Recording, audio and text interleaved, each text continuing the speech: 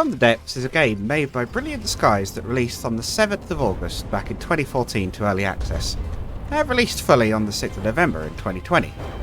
It's a game that was once by far my absolute favourite, no contest, and it has the longest playtime to this day that I've spent on any single game, which is why I'm covering it first in this series of reviews.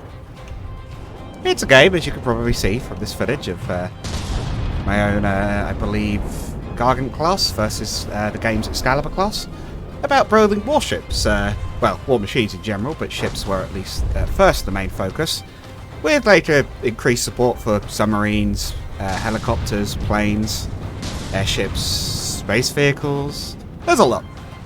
It's probably one of the best, I would say, vehicle building games out there, in fact, and I'll go into some more information on that later. But first, there's a few other things I wanted to talk about quickly. First is that while I've not exactly had much success of it, the majority focus of the game is on the single-player campaign, which is pretty extensive, actually. In fact, it has a few campaigns. 3 by default, though there are a few decent ones on the workshop. Those being the main naval-focused campaign in Nita, which is where the ship's from. The land-based Ashes of the Empire campaign that focuses on tanks. And an additional campaign called Glau, which is... I mean, Glau is also there. I believed it used to be a smaller scale campaign that had volume limits on all the ships, but from a recent look, it looks like a lot has changed, and I'm not sure whether it's still really in active development or not. Now, I should note that I'm not going to go too in-depth on the campaign, mostly because, as mentioned, I've never been able to get too far with it. I will bring up some of my problems with it later on in this review. But to give you an idea for those who've actually played the game before of how far I've gotten, I've been able to defeat the Deepwater Guard, but I've always historically struggled to get any further than that. I can't get past the Lightning Hood's laser weaponry, I can't seem to build effective defences against them, and I've been able to surpass the extreme armour on the Onyx Watch. Now this admittedly is partly because I haven't played in quite a while. My shipbuilding seems to have improved a fair bit since then. It's possible I could now, but yes, so while I will focus on some of the issues I've had with the game in general, take anything I say about the campaign with a bit of a pinch of salt. These issues may not be as big of a worry anymore. Still, one thing I am going to talk about, because they are quite I would argue, a major part of the game, is the AI factions from the campaign, because while, again, I've struggled to finish the campaign myself, I actually think the AI factions themselves are excellent. They're brilliantly designed, they've got interesting themes to them, and I'd like to go over them a bit. So first up, as you can see here, trundling past, is a ship from Deepwater Guard. A bit of a loose pirate coalition. They're not really that well aligned together with these very unusual designs, I think I would put it. This is a Jacob's Treehouse. This particular barge here is the Marauder. This is very often most people's first go-to for testing their ships, because it's bulky and slow, but can put up a little bit of a fight, especially with that powerful frontal cannon. They also have some interesting stuff, like the frantic chicken here. But don't be completely fooled, because while they're definitely the beginner faction, their armour is mostly wood. We'll get onto the AI later, but this is a good example of it. While their armour is mostly wood, and their weaponry is often a bit on the explosive side and not necessarily that effective, they do have a few things such as I'll show you here, the crossbones, which can genuinely put the hurt on your vessels if you go into the higher difficulties. To expand on that quickly as well, the difficulty mentioned, the way the game's campaign works is that you set a difficulty on it, and on the higher levels, more powerful ships will show up, such as this crossbones here. It's about to have a collision with the Jacob's Treehouse. Pirate sailors. So I realised after filming this episode that I forgot to talk about the AI. So just adding this in here as a little aside. The AI is iffy. It can, with tuning, be a lot more functional, but the collision avoidance on it is not stellar. It's a lot better than it was. It does at least definitely account for collisions now. But as you saw in that bit of test footage, when idling especially, it's not too uncommon to see ships crashing into each other. Usually in the campaign, at least, you can mitigate this by just keeping an eye on their positioning and moving them when they're getting too close, but it is worth noting that the AI is not the brightest. It's better than it was. It can account for spiraling vessels and things a lot better since certain updates. It used to have trouble hitting some craft, but now it can. But yeah, it's all right, but it's not the brightest in any game you've played. Next up, we have the game's second main faction, and one of the two main stumbling points for me in the campaign as I was able to get past these guys, the Onyx Watch. Unsurprisingly, the Onyx Watch's main ships are referred to as castle ships, and I'm sure, looking at the, I believe this is a stronghold? Yeah, I don't really have to explain why. The Onyx Watch's main focus as a faction is on armor. While their ships are quite low-tech, because they often primarily focus on cram cannons, they don't have much in the way of fuel engines. They are, due to lore reasons, as they're short on oil, reliant on steam, mostly. They do make up for that by having extremely thick armor. They are very resilient to damage and also have a lot of backup systems and weapons and things. As the second faction, I don't know necessarily that they're the ones I'd have chosen. While I believe they are supposed to be somewhat vulnerable to return fire from big guns, they're just so incredibly strong I've struggled with them in the past. Still, I'm very much a fan of their designs, and they even, as you can see here, have a handful of flying units. Namely this one. This is it. They're very much the, probably the most sea-focused of all the 8 factions. Next up, though, we have the game's resident melee faction, and also its resident nutjobs. The White Flayers, that's this lot, are essentially a bunch of crazed religious priests that, if I said the phrase blood for the blood god, skulls for the skull throne, would that sum it up reasonably well? I'd like to hope it would. While, yes, perhaps a little prone to self-destruction, the White Flare ships are often very fast and covered with blades and spikes, making melee contact with them a very bad idea. Despite this being a game about guns, they really can put the hurt on you if you're not careful, or if they just happen to get too close. I mean, this is their cargo ship, and look at that. Look at that front. The cargo ship. Still, while the White players might be out for blood, against this particular faction, which is one of my favourites, they're not going to get any. The Twin Guard, which is this lot, are the game's robot faction. While technically in-game none of the ships are crewed, lore-wise these ships are completely robotic, run by an AI supercomputer, I believe. They have a bit of a faction on the construction and drones, able to build smaller ships literally mid-fight. The ships also have a great deal of variety when it comes to their weaponry, with all sorts of guns, missiles, energy weapons. They carry just about everything. It also makes them probably the hardest faction to counter in a sense, because they don't have any specific focus. They don't have any, like, massive vulnerable aspects, while for example, the White Flares are fast but a bit fragile and focusing on machine guns, and the Onyx Watch are heavily armoured but slow. The Twin Guard are kind of a bit of an all-rounder faction. Still, speaking of energy weapons, we come on to the next faction, and the other one that tends to get me stuck in the campaign, the Lightning Hoods.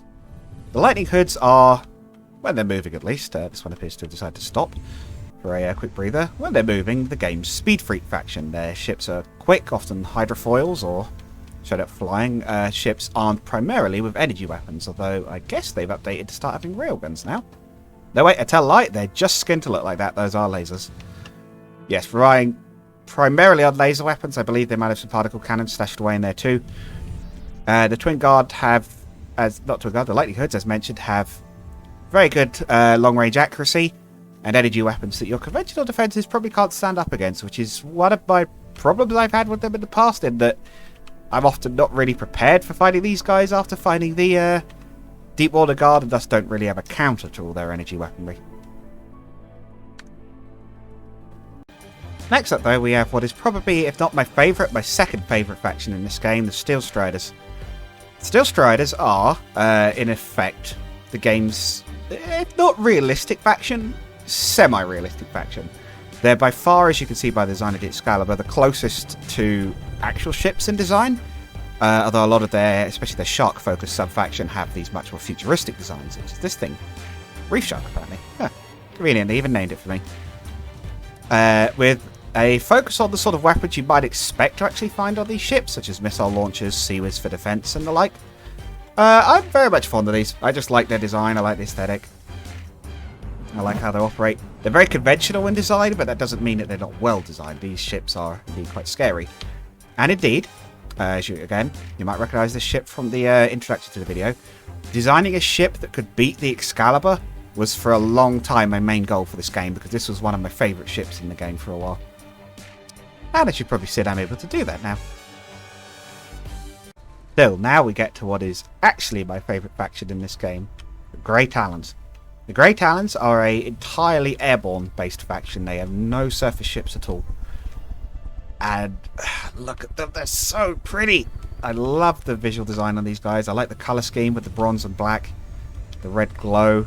There's some very unusual designs, such as the, I believe that's a Hunchback Extinction, but also some extremely dangerous ones there. At the least for a long time, I don't know if this is still the case because I've never reached these guys in the campaign, they were probably actually stronger than what was supposed to be the game's hardest faction. I'll just shut off a few of these. I love these vessels. Especially these very Warhammer-focused designs you'll sometimes see with the sort of big frontal ram plows. Last up, though, we come to the Scarlet Dawn, the game's main villain faction and the final faction that you face. A literal invading space fleet that broke up the original empire that used to rule Nita, which has since been succeeded by the factions I've showed you so far. The Scarlet Dawn were effectively thwarted due to, if I remember correctly, effectively a water allergy. Yeah, like that one, I think it was an M. Night Shyamalan film. Their ships are almost entirely hover-based because of this. I don't believe they have any surface ships either, though they do have some low hoverers, like the Galaxy Transport here.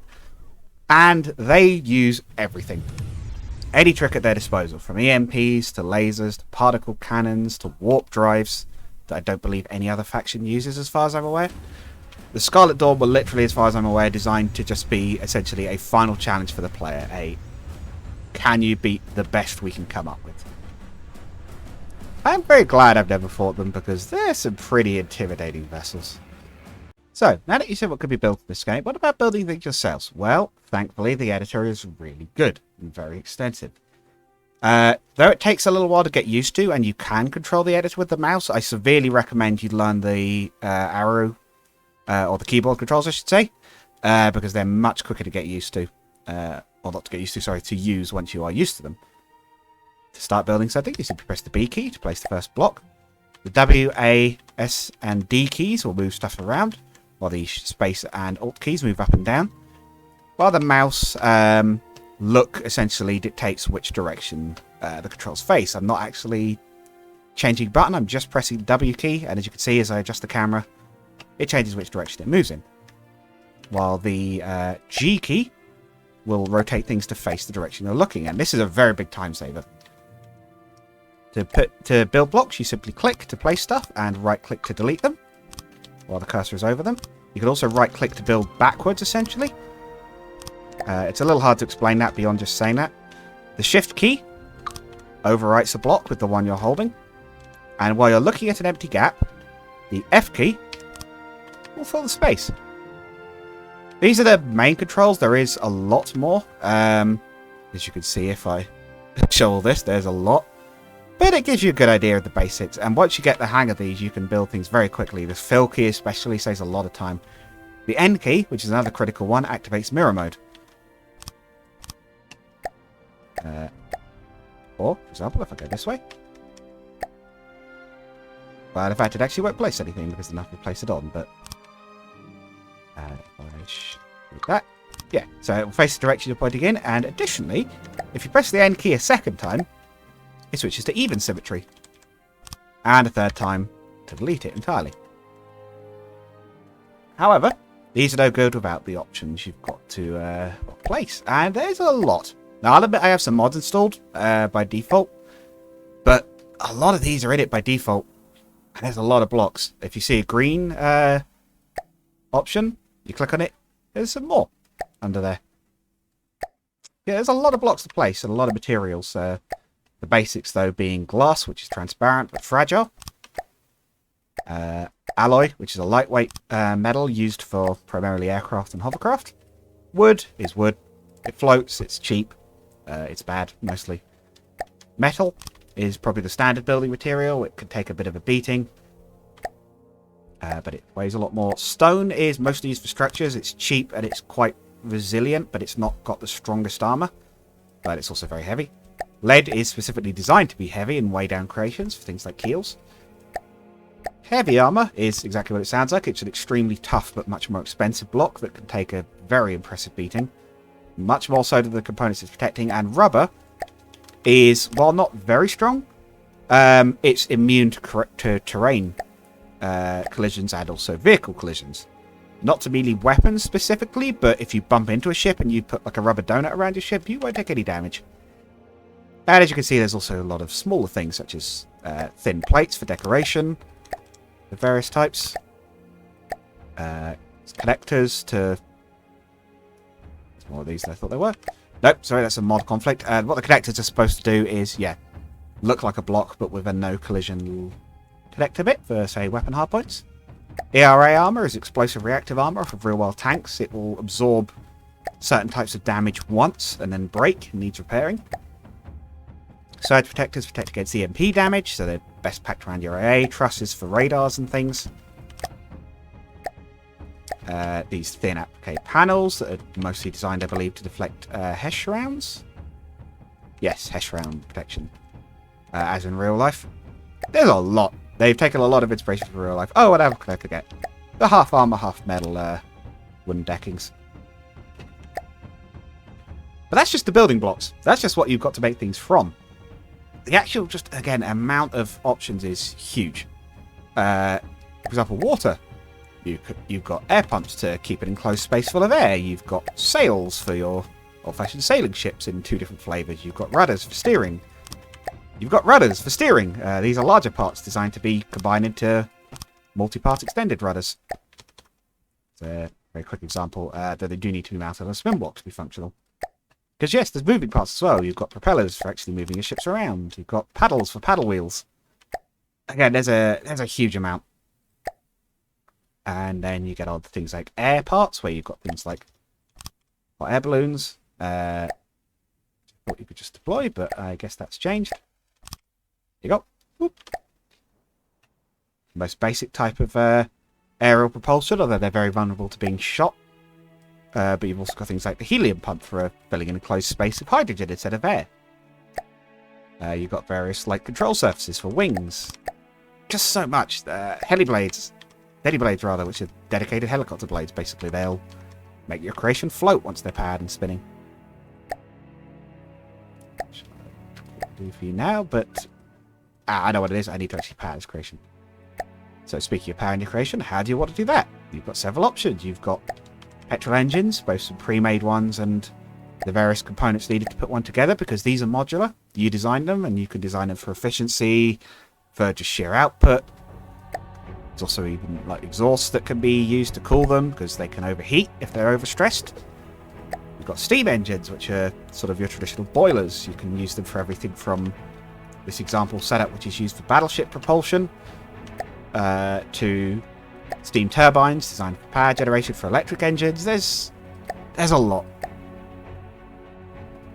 And speaking of a lot, as I'm going to use this ship as an example for the weapons. The weapon systems are by far, I would argue, one of the best aspects of this as a war machine building game. If you've ever played a game like Besiege, you're probably used to weaponry being this sort of thing. You'll have various different options for weapons that you can place down that'll do different things, and that's fine. Yeah, for example, is an AA gun and a cannon. But from the depths, this is the simple weapons tab. So while there are a lot of choices, ignore these ones. These are modded, but again, mods mean that there's a lot of extra choices that you wouldn't normally have, and they are out there. Most of this game's weapons are modular. The idea being that you place them on a turret block, turret base of some sort, to allow them to rotate, and then you would build the weapon system on top of it. So, for example, I'll use some of the prefabs. I'll go over the weapon types quickly. Cram cannons are effectively, the way they're described is like packing various types of pellets into a high explosive dustbin.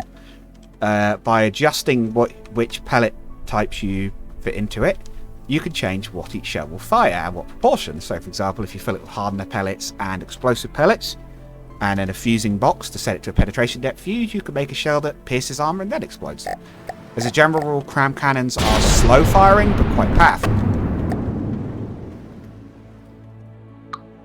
However, as you can see, the main guns of this ship are what are known as advanced cannons. These cannons are called that for good reason, because they really can be set up to do a bit of everything. Everything from flat guns to basic deck-mounted cannons, or in the case of my ship, below-deck cannons. Not sure why that one doesn't want to place, but... Oh, because I'm still on a turret. Yes, that is something that will occasionally come up. But depending on how you set them up, and there's a lot of options again. For example, I could go, I want you to have 4 barrels and spin like a minigun.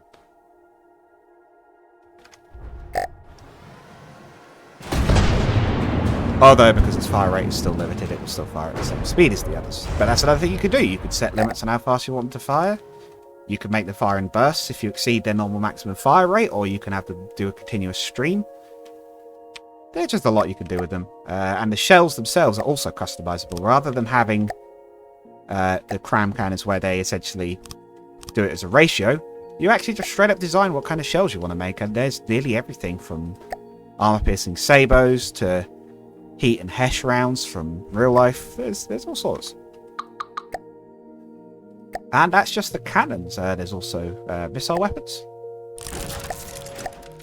Which are exactly what they sound like. They fire various types of missile. From tiny little mini missiles like these to huge cruise missiles and even cluster missiles as of a semi-recent update. Then we have lasers, which are also often one of your best defenses. Lasers are effectively exactly what they sound like. They're energy weapons that put a large drain on your reactor, but A, can be mounted more inside the hull because their power can be transmitted through blocks. It doesn't have to be generated on the turret. And they're also extremely accurate. I'm not quite sure why every time I try to fire this ship's guns, they'll shut down. I'm guessing that's something that's changed in an update. But additionally, if you put your laser generator into these LAMS nodes and set up the detection systems needed, you could use these lasers, rather than using it for offense, to shoot down incoming missiles or shells and things. Yeah, another example of the wonderful modularity I like with this game. And I believe this is the last main weapon type. You also have particle cannons. Particle cannons are a bit of an odd one. They're very powerful. Used to have very little counter. Because originally they didn't used to be able to block them. I believe the energy shields can now block them. But while they can be set up in different ways, essentially they are a sort of particle accelerator turned weapon. And while very powerful, if damaged, they will actually fire off inside your own ship and cause more damage. So they're kind of a little bit of a glass cannon weapon almost. They're very strong if you take care of them. But they're expensive, and if they go wrong, they go wrong. Like, big time. As a quick aside, as I've just remembered about it, there's also one other critical building key that I should mention, which is another really useful one. If you press the caps lock key, rise, it will lift your creation out the water and steady it, which can be very useful during testing. One other last aspect I'll quickly go over for the design element is a very neat little addition that can really enhance the look of your ships, especially on older vessels such as this sloop that I built here, is the game's decoration system. Originally limited to just the mimics, they've now expanded it onto the actual decoration system itself. Effectively, by placing either a mimic block, which is under decorations, or just by pressing Ctrl X over a block, you can effectively create a fake block that looks like something else. So, for example, if I type in cannon, and give it a moment to load, because it has to search for every model in the game. Okay, I think this is a modded one, but it's fine. We'll have this. You could load in a fake version of a block. You can then move it around a bit, scale it up. Wide boy. It won't have any collision, but it can be a very neat way to quickly add an extra bit of looks to your ship without having to worry about fitting it in, because they can also face through blocks, as you can see. In the case of this ship, it uses it for the sails. The sails themselves are modded, but just from stretching these around, it can make quite a convincing looking effect, really. Still, while the vehicle's design editor is excellent, it has some problems. And the first and most major, I would say by a long way, is the complexity. Take, for example, this craft. There was a huge amount I had to learn to build this thing. Weapons-wise alone, it has multiple different types of equipment, from cluster missiles and these large launchers here, to EMPs, to lightweight missiles with flares as defenses, and then there's the cannons of various sorts, such as the main guns, and, like, admittedly the simple weapons didn't take long, but the engines, like, getting the setup working took forever. I only fixed this thing yesterday, despite having designed it months ago, because I had a handful of engines set up wrong, and they were messing up the whole craft. And that's just the design aspect. Like, there's so many aspects to each thing. If I go on to propulsion control, like, this is how you set up the engines. Like, look at all this stuff. I still don't know what, like, for example, the extra configuration thing actually does most of it. Like, I know roughly what some of these things do, but it took ages to learn all this. And I was someone who's had the game for quite a few years. Like, I've got, like, 930 hours in this thing, and I still find there's things occasionally I don't know. Like, again, take a look at the gun. So, oh, okay, this doesn't look too bad, except if you enable extra constraints to limit the accuracy, oh, there's all this. And then, like, synchronize it with other guns, and the various, like, setups for the guns themselves. And if you've got rail guns, how they're set up, kind of thing. There's so much to everything. And I can definitely see it being overwhelming, especially to new players. Because the second kind of problem I have is that building something good is difficult, especially if you want it to be cost effective at all. Because this ship is not that, or this fighter I should say is not that. It's roughly based off the Cosmo Tiger, I want to say, from Yamato. This would not actually be a good craft in the campaign. It's expensive for its size, almost 200,000 resources, or at least I believe that's expensive for its size. It's fragile, it's explosive. And I'll admit it could put out a good alpha strike, but against any kind of semi-resilient opponent, they're going to survive that. Because one of the other main things that can be quite difficult at times is just designing something that won't just explode the moment it gets hit by something. Because a lot of the game's inbuilt designs are really good.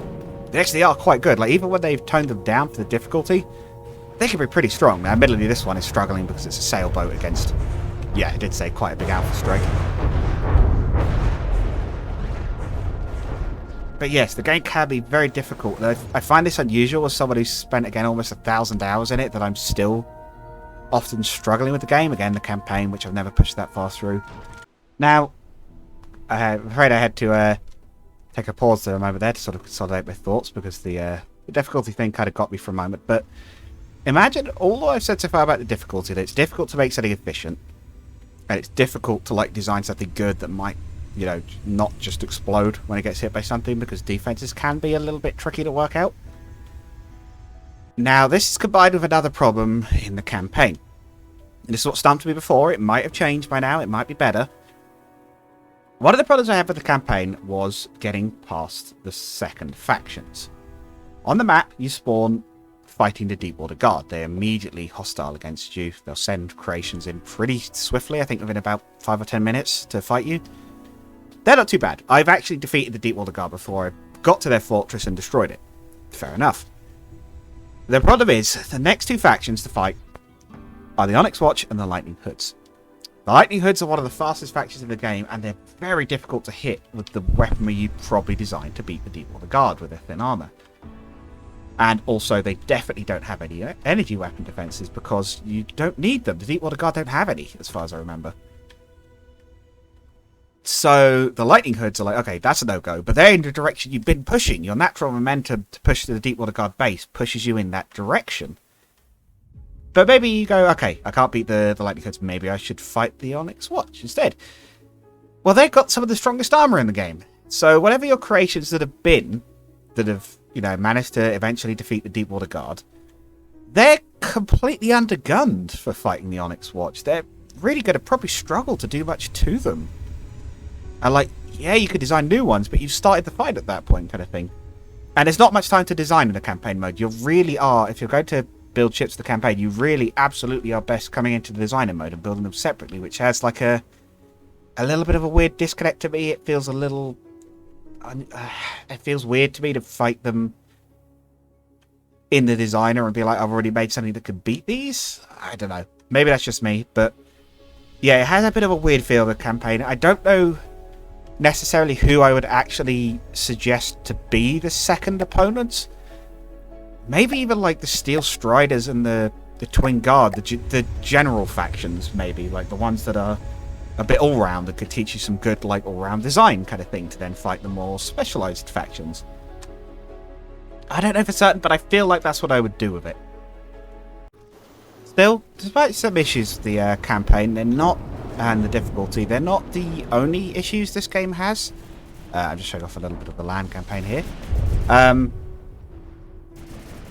One of the things I used to really like about this game was the extremely rapid development, because this game used to update a lot. It used to be very quick. And recently it slowed down significantly.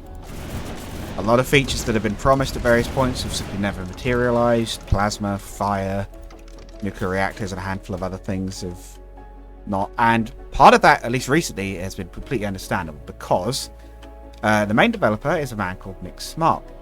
And recently his daughter was apparently diagnosed with cancer a couple of months back. There was an announcement on this on the Discord.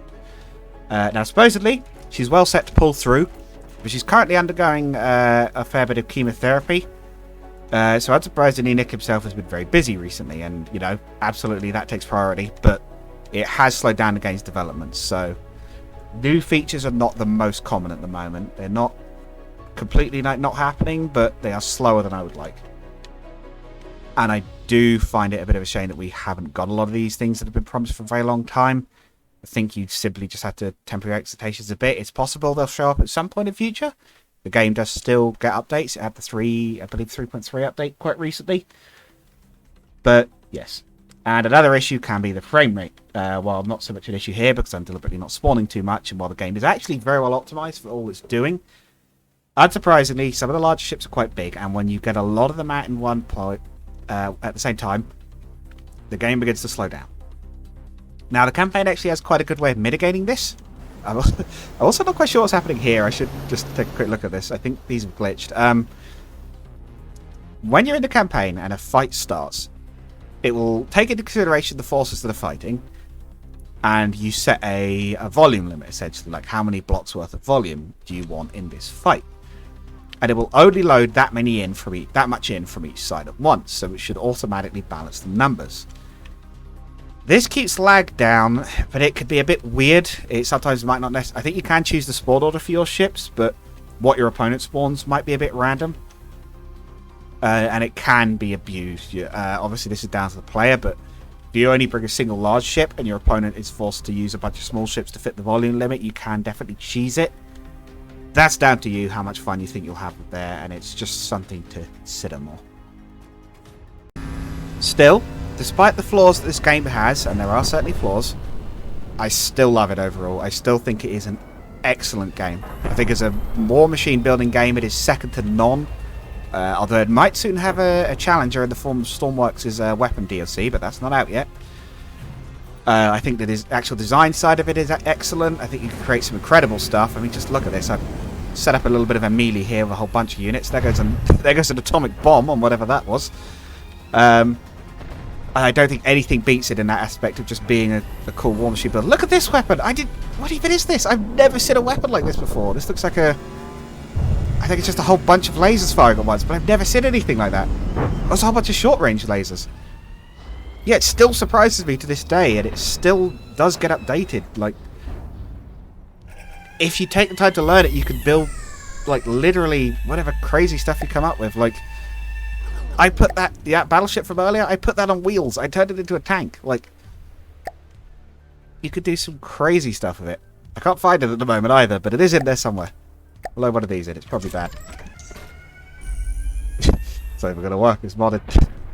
Using some mods that don't exist anymore. But yeah, for building like your dream war machine, I don't think I can recommend anything more than this game.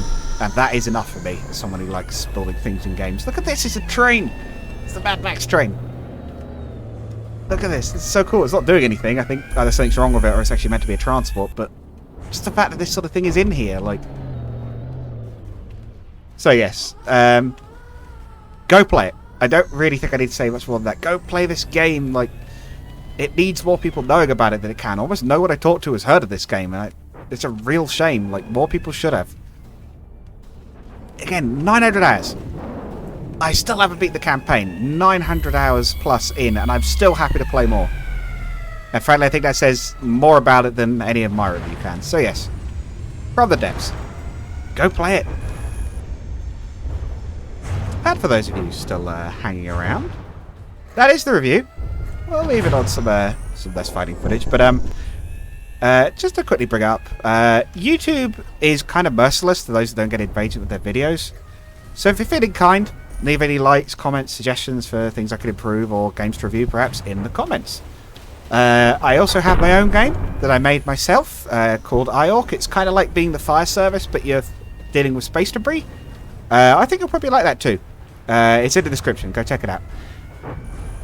And yeah. Hopefully you'll enjoy the game, and I shall see you in the next video, where we might even cover that aforementioned semi-successor to From the Depths that I consider in some ways Stormworks.